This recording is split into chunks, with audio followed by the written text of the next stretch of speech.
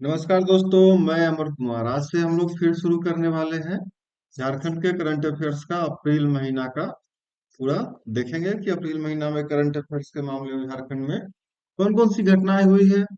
और इसका पीडीएफ अगर आपको चाहिए तो आपको पता है कहाँ से मिलना है। टेलीग्राम में एक लिंक है, यहाँ से जाकर के आप डिस्क्रिप्शन बॉक्स में टेलीग्राम का लिंक दिया हुआ होगा, वहां से जाकर के इस करंट अफेयर के आप पीडीएफ देख सकते हैं। तो चैनल के साथ जुड़े रहिएगा कि अप्रैल के बाद मई का और जून का भी अंडर प्रोसेस है। ये दोनों वीडियो भी आपको जल्दी मिल जाएंगे। रेस्ट वाइज एग्जाम जब तक नहीं आते रहेंगे, ये हर महीने का वीडियो ऐसे ही आपको वीकली या 10 दिन पे एक एक महीने का मिलते रहेगा। तो चलिए शुरू करते हैं। शुरू करने से पहले जो रिक्वेस्ट है कि अगर आप पहली बार वीडियो देख रहे हैं तो चैनल को सब्सक्राइब करें, वीडियो को लाइक जरूर करें, और महत्वपूर्ण चीज है इसे शेयर करना, अपने दोस्तों के बीच में शेयर जरूर करें। और जब आप चैनल सब्सक्राइब करें तो बेल आइकन को जरूर प्रेस कर ले, ताकि अगर कोई वीडियो आए तो उसका नोटिफिकेशन आपके पास जल्द से जल्द सबसे पहले मिल सके। तो चलिए शुरू करते हैं। पहला है कि रांची का बिरसा मुंडा एयरपोर्ट ग्राहक संतुष्टि मामले में देश में दूसरे नंबर पे है। तो पहला नंबर पे कौन है? स्थान उदयपुर का है। ठीक है, उदयपुर एयरपोर्ट कहाँ है आपको पता होना चाहिए, किस राज्य में है। थोड़ा इसका डिटेल जान लेते हैं कि airport authority of India, airport authority of India AI द्वारा एक निजी एजेंसी के माध्यम से अप्रैल मार्च से 22-23 के बीच घरेलू उड़ानों वाले एयरपोर्ट पर कराए गए ग्राहक संतुष्टि सर्वे के झारखंड के रांची बिरसा मुंडा एयरपोर्ट देश भर में दूसरे स्थान पर रहा। पहला का नाम हम लोग जानते हैं, वो है उदयपुर एयरपोर्ट। रांचीपुर एयरपोर्ट के निदेशक रांची एयरपोर्ट के निदेशक के एल अग्रवाल को यह पुरस्कार नई दिल्ली में एयरपोर्ट अथॉरिटी ऑफ इंडिया दिया दिया गया है। उन्होंने बताया कि देश भर के 52 एयरपोर्ट में 52 एयरपोर्ट में ग्राहक संतुष्टि सर्वे किया गया था। इसमें एयरपोर्ट पर उपलब्ध जन सुविधा, उसकी कार्य प्रणाली का अवलोकन करने के बाद ग्रेडिंग दी जाती है। ठीक है, तो ये है रांची एयरपोर्ट, बिरसा मुंडा एयरपोर्ट ग्राहक संतुष्टि के मामले में। ठीक है, इस बात को याद रखना है कि वो ग्राहक संतुष्टि के मामले में और किसी मामले में नहीं। देश भर में दूसरा स्थान मिला है और पहला स्थान मिला है उदयपुर। दूसरा है देवघर में खुला संथाल परगना का पहला सीएनजी स्टेशन। झारखंड के गोड्डा के सांसद निशिकांत दुबे ने देवघर सारवा रोड स्थित कुंडा में संथाल परगना का पहला प्राकृतिक नेचुरल गैस आधारित सीएनजी स्टेशन का उद्घाटन किया। जैसे महानगर के तर्ज पे छोटे शहरों में प्राकृतिक गैस की सुविधा लोगों को देने की वजह से पहला सीएनजी स्टेशन देवघर में खुला है। जल्द ही HPCL, Hindustan Petroleum Corporation Limited, that is HPCL, Santhal Pargana के सभी शहरों में पाइप से घर में गैस की आपूर्ति करेगी। अगले 2 वर्षों तक इस प्रमंडल के सभी पेट्रोल पंप में सीएनजी स्टेशन खुल जाएंगे। अंजन धाम सहित 4 स्थलों के विकास के लिए 650 करोड़ रुपया का प्रस्ताव पारित कर दिया गया है। इसमें महत्वपूर्ण क्या है जानना कि अंजन धाम सहित 4 स्थल का विकास किया जा रहा है। कहाँ कहाँ है पहले ये जान लेते हैं। ठीक है, झारखंड के गुमला जिले के उपायुक्त सुशांत गौरव ने बताया कि जिला प्रशासन द्वारा गुमला जिले के 4 प्राचीन, यानी कि जो भी प्राचीन धार्मिक स्थल है वो सब के सब गुमला जिले के हैं। गुमला जिले के 4 धार्मिक स्थलों में एक टांगीनाथ धाम, आंजन धाम तथा पर्यटन स्थल में गोबरसिल्ली एवं नवरत्नगढ़ से समुचित विकास के लिए 6.5 करोड़ रुपया प्रस्ताव बनाकर सरकार को भेजा गया है। धार्मिक स्थल डुमरी प्रखंड का टांगीनाथ धाम, सदर प्रखंड के आंजन धाम तथा पर्यटन स्थल पालकोट अगर नागवंश शासन पढ़ेंगे तो आप जानेंगे पालकोट क्या है। पालकोट का गोबरसिल्ली व सिसई प्रखंड के नवरत्नगढ़ के विकास के लिए योजना बनाकर इस स्थलों के सौंदर्यीकरण का काम किया जाएगा। और अब जब सिसई प्रखंड में नवरत्नगढ़ पढ़ेंगे तो ये भी नागवंशी शासन में आपको समझ में आएगा कि ये क्या है। तो ये जो चारों जगह है जिसमें कि टंगीनाथ धाम, आंजन धाम, गोबरसिली और नवरत्नगढ़, इनके बारे में थोड़ा सा डिटेल जान लेते हैं। नवरत्नगढ़ यह सिसई प्रखंड में है तथा गुमला से 32 किलोमीटर और रांची से 65 किलोमीटर दूर है। नागवंशी राजाओं की धरोहर है। राजा दुर्जन साल ने नवरत्नगढ़ की स्थापना की थी। गोबरसिल्ली पालकोट गुमला से 25, रांची से 100, सिमडेगा जिला से 55 किलोमीटर दूर है। यह प्रकृति की अद्भुत बनावट है। इसे कुछ लोग झूलता पहाड़ भी कहते हैं। इस पहाड़ को देखने दूर दूर से लोग आते हैं। यह संतुलन का अद्भुत नजारा है। आते हैं अंजन धाम की ओर। तीसरा, अंजन धाम गुमला से 21 किलोमीटर दूर है। गांव से मुख्य मंदिर तक जाने के लिए भी सड़क बन गई है। कहा जाता है कि अंजन गांव के घने जंगलों और पहाड़ की चोटी पर माता अंजनी के गर्भ से बालक हनुमान का जन्म हुआ था, इसीलिए इस जगह का नाम पड़ा अंजन धाम। आते हैं अब चौथा, कांगीनाथ धाम। ये डुमरी प्रखंड से 10 किलोमीटर दूर, गुमला से 75 किलोमीटर और रांची से 175 किलोमीटर दूर है। यह 7वीं व 9वीं शताब्दी का बना हुआ बताया जाता है। ये है, ठीक है। ये अंजन धाम, ये है नवरत्नगढ़, और एक जो बच गया ये है गोवर्षी।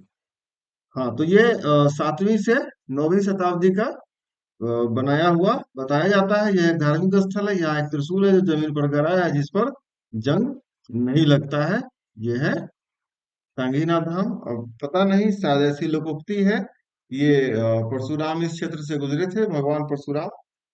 तो ये उन्हीं का संभवतः हो सकता है, या जो भी है, लेकिन इतना तो है कि इस पे जंग नहीं लगता है। जोन्हा की दीप्ति ने नेशनल आर्चरी रैंकिंग में जीता स्वर्ण पदक। झारखंड के रांची जिले के जोन्हा की तीरंदाज दीप्ति कुमारी ने हरियाणा के सोनीपत में चल रहे नेशनल रैंकिंग आर्चरी में झारखंड की तीरंदाज अंकिता भगत को सीनियर वर्ग के फाइनल में हराकर स्वर्ण पदक जीता। दो प्रश्न यहाँ पे क्लियरली है कि अगर दीप्ति नेशनल आर्चरी रैंकिंग में स्वर्ण पदक जीती है, तो वो झारखंड की ही तीरंदाज जो है वो अंकिता भगत इनको हरा करके जीती है।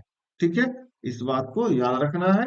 और वर्तमान में दीप्ति कुमारी रांची रेल डिवीजन में कार्यरत है, और जोन्हा के आर्चरी सेंटर में कोच रोहित कोहली की प्रशिक्षु रह चुकी है।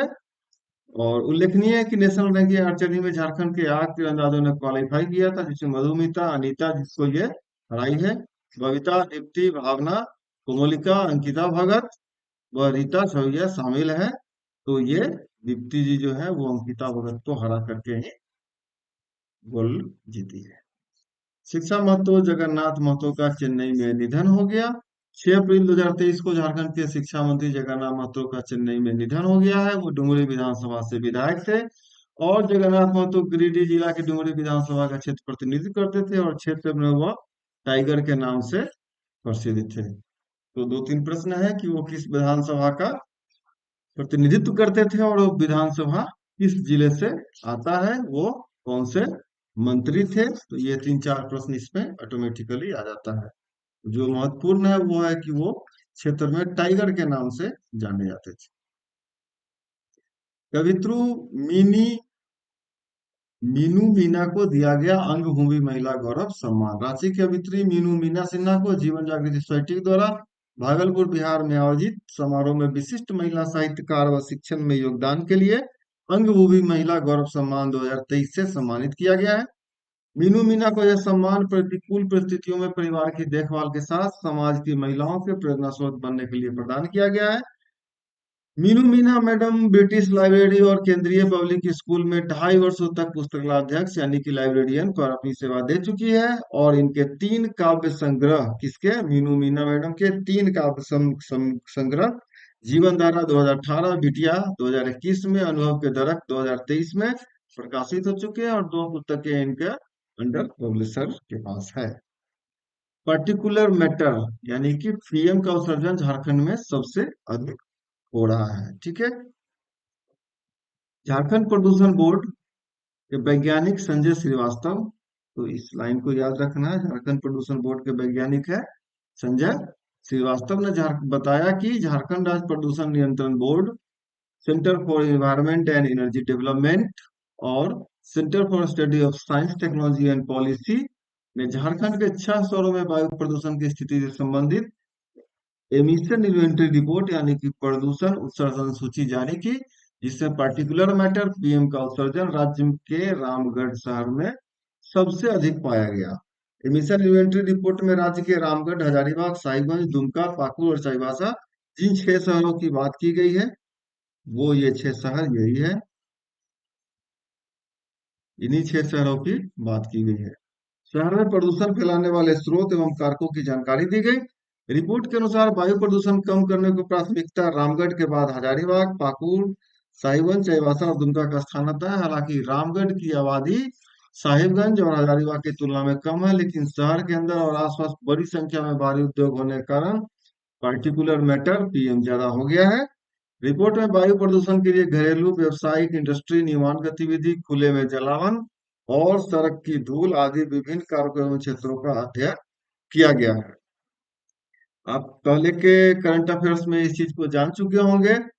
इसकी चर्चा हमने की थी कि नेशनल क्लीन एयर प्रोग्राम के अनुसार राज्य प्रदूषण नियंत्रण बोर्ड द्वारा 3 शहरों रांची, जमशेदपुर और धनबाद के लिए क्लीन एयर एक्शन प्लान तैयार किया गया और यह लागू किया जा रहा है। और जमशेदपुर में जो प्रदूषण का जो मात्रा किन कारकों से ज्यादा बढ़ रहा है, उसके लिए जो नोडल संस्था काम कर रही है वो है बीआईटी मिश्रा।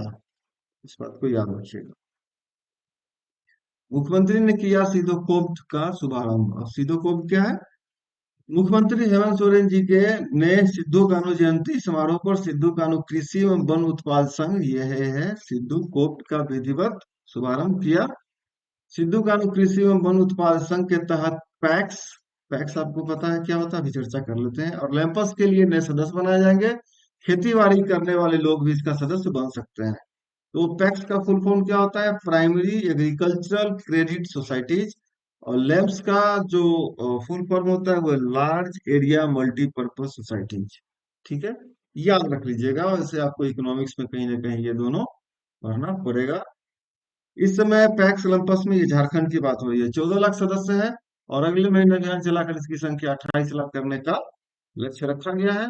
निबंधन सहयोग समिति के अध्यक्ष मृत्युंजय बर्नवाल ने कहा कि राज्य में पैक्स लंपस को मजबूत कर काम करने का चल रहा है, जिसमें 2022 में सदस्यों की संख्या 10 से बढ़कर अब, यानी 10 मतलब लाख, 10 लाख से बढ़कर अब 14 लाख किया गया है।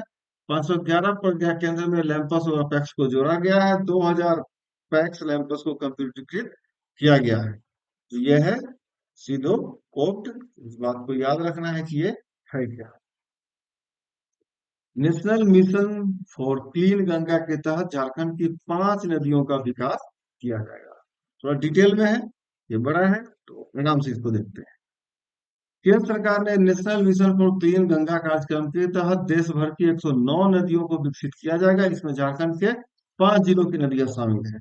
योजना के क्रियान्वयन के लिए केंद्र ने झारखंड सरकार को पत्र लिखकर यहाँ के 5 जिलों में स्थित नदियों का मैनेजमेंट प्लान मांगा है। और केंद्र सरकार ने झारखंड के 5 शहरों का चयन पहले से किया है। इसमें आदित्यपुर, रांची, मेदिनीनगर, गिरिडीह और धनबाद में स्थित नदियों का मैनेजमेंट प्लान तैयार किया जाएगा। इन नदियों के विकास के लिए केंद्र सरकार आर्थिक सहायता मुहैया कराएगी। और याद रखना है कि यह plan National Mission for Clean Ganga और National Institute of Urban Affairs मिलकर करेंगे। ठीक है, अगला है ग्राम पंचायत कपिलों को मिला राष्ट्रीय पंचायत पुरस्कार। राष्ट्रपति द्रौपदी मुर्मू ने नई दिल्ली में पंचायतों को प्रोत्साहन पर राष्ट्रीय सम्मेलन में झारखंड की ग्राम पंचायत कपिलों को राष्ट्रीय पंचायत पुरस्कार 2023 प्रदान किया। गिरिडीह जिले के बिरनी प्रखंड, तो ये भी इम्पोर्टेंट है कि कपिला पंचायत किस जिला में है और उस जिला के किस प्रखंड में है। तो बिरनी प्रखंड की ग्राम पंचायत कपिलों को सभी 9 LSDG विषयों पर हरित पहल से संबंधित विशेष श्रेणियों के तहत समग्र प्रदर्शन के लिए नानाजी देशमुख सर्वोत्तम पंचायत सतत विस्तार विकास पुरस्कार, ये पुरस्कार का नाम है, प्रदान किया गया। इससे पूर्व भी बिरनी प्रखंड के कपिलो पंचायत को उत्कृष्ट कार्यों के लिए नानाजी देशमुख राष्ट्रीय गौरव ग्राम पुरस्कार 2021 से पुरस्कृत किया गया था। और निम्नलिखित विभिन्न श्रेणियों में चुनी गई पंचायतों को राष्ट्रीय पंचायत पुरस्कार प्रदान किए गए। व्यक्तिगत एलएसजी विषयों पर वस्तुओं के तहत प्रदर्शन के लिए दीनदयाल उपाध्याय पंचायत सतत विस्तार पुरस्कार। सभी नए एलएसडीजी विषयों और हरित पहल से संबंधित विशेष श्रेणियों के समग्र प्रदर्शन के लिए नानाजी देशमुख सर्वोत्तम पंचायत सतत पुरस्कार, ग्राम ऊर्जा स्वराज विशेष पंचायत पुरस्कार और कार्बन न्यूट्रल पंचायत विशेष पुरस्कार, यानी कि 1, 2, 3, 4 और 5, ये 5 ऐसे श्रेणी है जिसमें कि कपिलों को पुरस्कार प्राप्त हुआ है, कपिलों पंचायत को। ठीक है, ये कपिलों का पंचायत है, आप देख सकते हैं। और यहाँ पे प्राइज लेने का वो क्षण जब झारखंड को गौरवान्वित किया गया। ये जब ज्यादा इंपॉर्टेंट, बहुत ज्यादा है कि ला को खेती को मिला कृषि का दर्जा। मुख्यमंत्री हेमंत सोरेन की अध्यक्षता में हुई कैबिनेट की बैठक में राज्य में ला की खेती को कृषि का दर्जा देने पर सहमति दी गई है। कैबिनेट सचिव बंदरा डाडेल, इस नाम को हमेशा याद नहीं रखिएगा क्योंकि ये अक्सर हाँ बदलते रहते हैं, लेकिन याद रखना है कि है कौन, करंट कौन हुआ होगा।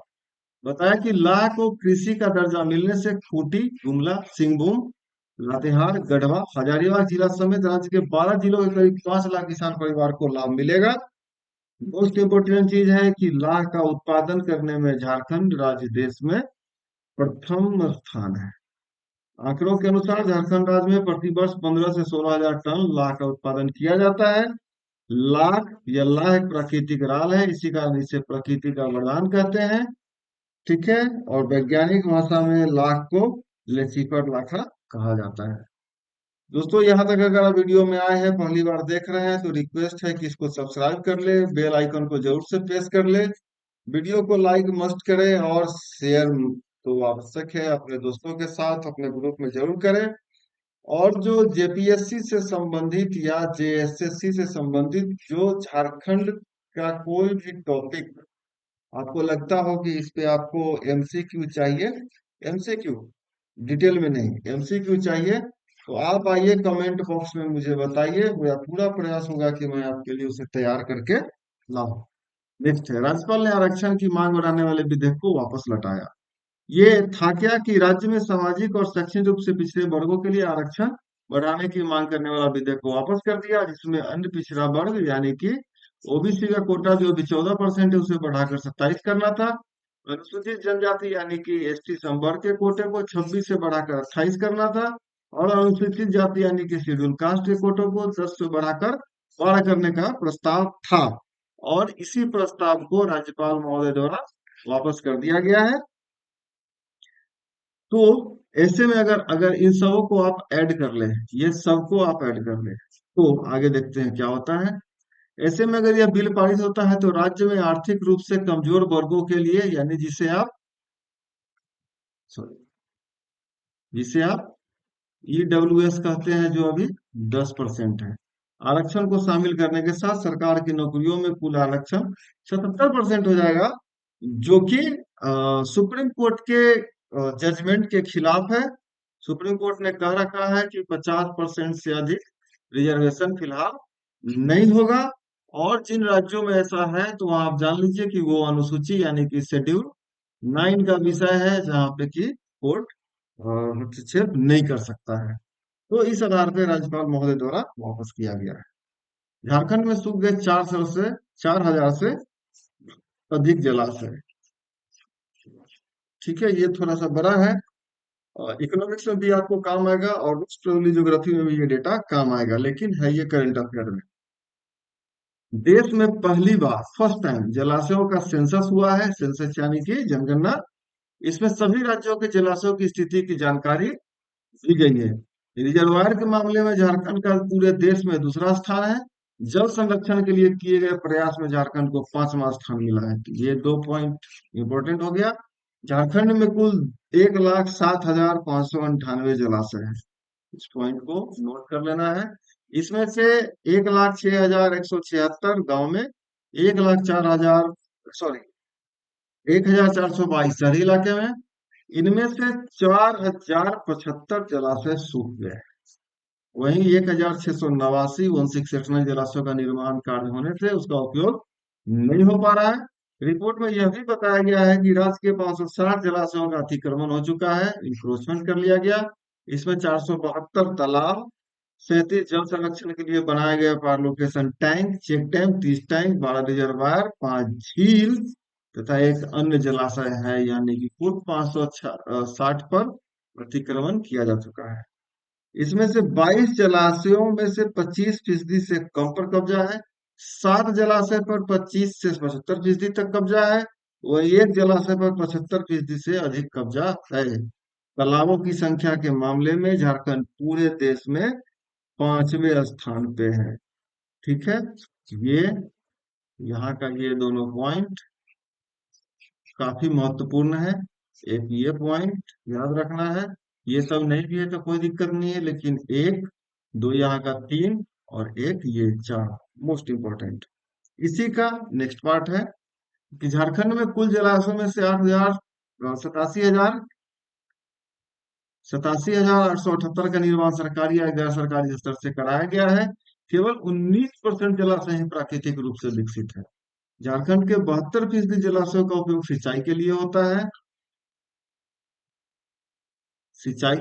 है। जारी रिपोर्ट के मुताबिक औद्योगिक काम में मात्र 1077 जलाशय आते हैं। मछली पालन के लिए एक 12,721 जलाशय का उपयोग हो रहा है। 4,000 जलाशयों का उपयोग घरेलू काम में होता है। 395 का उपयोग मनोरंजन के लिए होता है। ग्राउंड वाटर रिचार्ज के लिए 5,036 जलाशय का उपयोग हो रहा है। रिपोर्ट में यह भी बताया गया है कि राज्य के आधे से अधिक जलाशय, करीब 55.55%, पूरे साल भर पानी रहता है। इसके अतिरिक्त 13.1 में हर साल पानी भरता है। 28% से अधिक जलाशयों में कभी कभी पानी आता है। 3% ऐसे हैं जहाँ पानी बहुत कम है। राज्य में कई जगहों नदी और तालाबों के इलाके में अतिक्रमण हो चुका है। अतिक्रमण के चलते राजधानी रांची के कई तालाबों का अस्तित्व समाप्त हो चुका है। ये बेहतर है। इस पे माननीय न्यायालय में एक केस चल रहा है, सुनवाई क्या होगा भगवान जाने। कुल्हान क्षेत्र के जीवन रेखा कही जाने वाली स्वर्णरेखा नदी के तट पर भी जमशेदपुर में लगातार अतिक्रमण हो रहा है। इसके चलते यह विशाल नदी जमशेदपुर में नाले से तब्दील हो चुका है। ये क्या मामला था कि देश में जो पहली बार जलाशयों का सेंसस हुआ है, उसमें से जो झारखंड से संबंधित डेटा थे वो आपके लिए। बीट पुलिसिंग में झारखंड का पहला जिला बना गुमला। ठीक है, अब इसमें होता क्या है बीट पुलिसिंग में कि पुलिस जिस जिन जगहों पे रहती है वहां पे उनको अपना क्यूआर कोड स्कैन करके बताना होता है कि हम यहाँ पे पहुंच गए हैं, और उसका निर्देश पुलिस मुख्यालय में चला जाता है। इसमें लेकिन एक फैक्ट बहुत इंपॉर्टेंट है, उस चीज को ध्यान रखिएगा। अंधविश्वास में जकड़े गुमला जिला के एसपी ने की पहल पर जोहार कॉप, ये भी याद रखना है, के तहत डायन बिसाही पर वार किया जा रहा है। गांव गांव में डायन बिसाही को लेकर लोगों को जागरूक किया जा रहा है। यानी कि डायन बिसाही के मामले पे जो गुमला जिला का ऐप है वो है जोहार कॉप। झारखंड हाई कोर्ट की शान बढ़ाएगी श्याम विश्वकर्मा की टेराकोटा पेंटिंग। नाम क्या है उनका? श्याम विश्वकर्मा।